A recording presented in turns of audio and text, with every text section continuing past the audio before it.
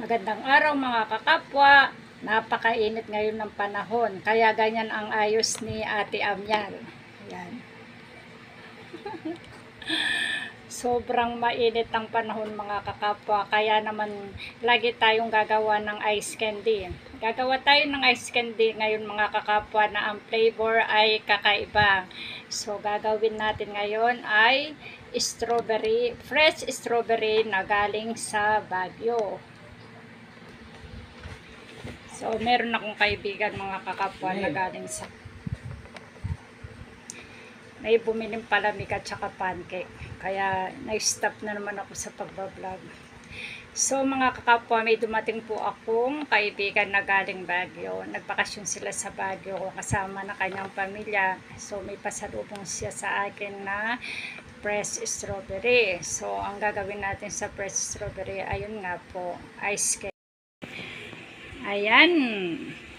Ito po ang gagawin nating mga ice candy. So, syempre, alisin natin ito. Ayan. Tapos, huhugasan po natin para malinis siya. At pagkatapos, i-blender natin siya.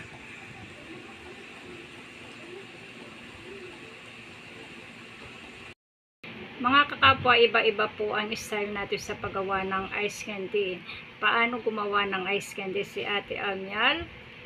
Bine-blender ko po ang prutas, ang sariwang prutas. Sinasama ko po ang dalawang klase ng gatas, isang evaporada at saka isang kondensada. At meron din po siya syempreng asukal. So, para matamis siya at mapino. Hindi ko po siya nilalagyan ng harina. Ang iba po nilalagyan po ata nila ng harina at saka cornstarch. Kaya mapino. Mapino naman po ang ginagawa ko kahit wala siyang harina or cornstarch. Basta marami po siyang gatas at saka matamis talaga siya. Pasensya na po mga kakapwa at madali ang vlog po ito. Sobrang napakainit po talaga ng panahon mga kakapwa. Kaya, ayan, wala na pong ayos-ayos si Ate Amyal. Nakaganyan naman po siya. So, sobrang napakainit po talaga ng panahon. Kaya, ang ice water, yellow, ice candy, ice pop, ay sobrang mabenta po dito sa tindahan ni Ate Amyal. At saka sa iba pong tindahan, syempre, talagang sobrang mabenta po talaga kahit saan. Okay mga kakapwa, sisimulan na ni Ate Amyal ang paggawa ng ice candy strawberry flavor. So, uhugasan ko muna po ang mga strawberry. Eh mga kakapwa, sobrang nakakaloka ang init dito. Ayan oh.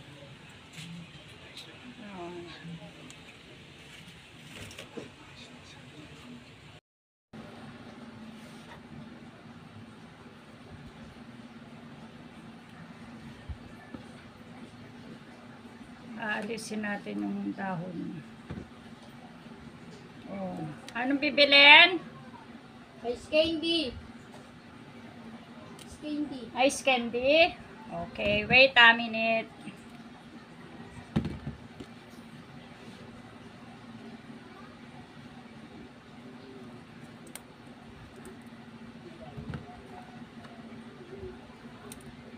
Pagkatapos nating alisin yung mga ano niya, hugasan po natin siya.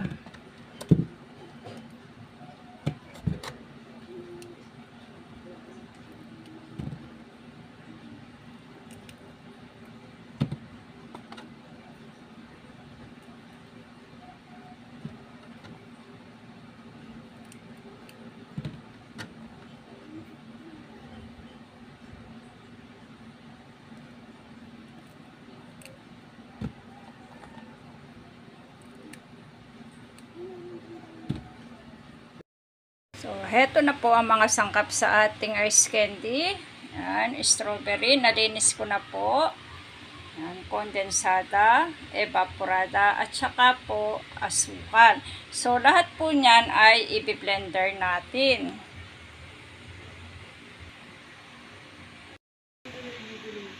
Yan, nabuksan ko na po yung gatas. Lalagay na natin dito sa blender.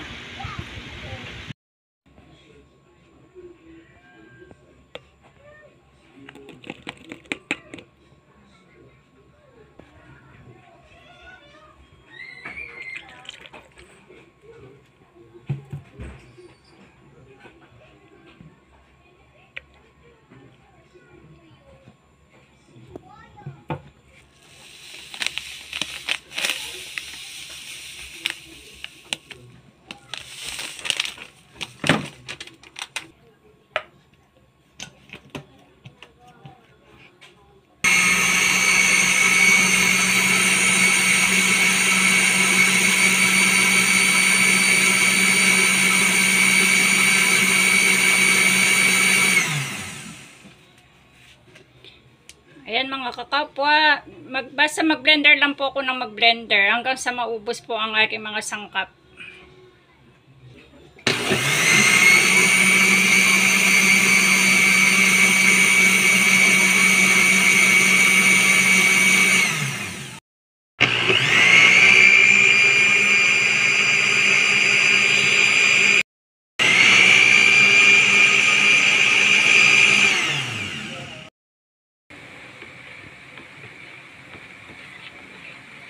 Yan, imimix lang po natin mga kakapwa.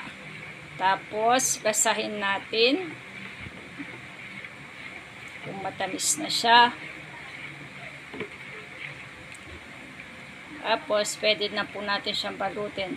So, kung mapapansin niyo mga kakapwa, ay may mga maiitim na maliit yan. Ayan po ang buto ng strawberry. So, yan. Dami.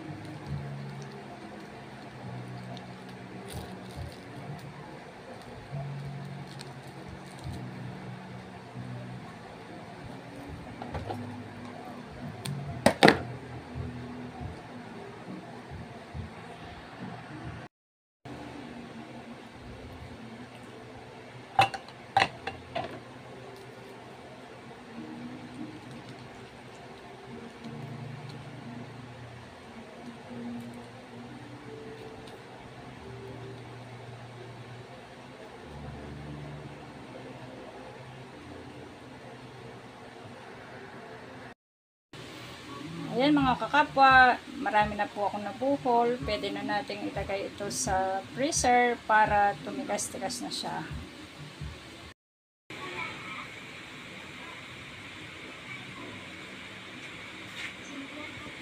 So, mga buto po yan ng sariwang strawberry.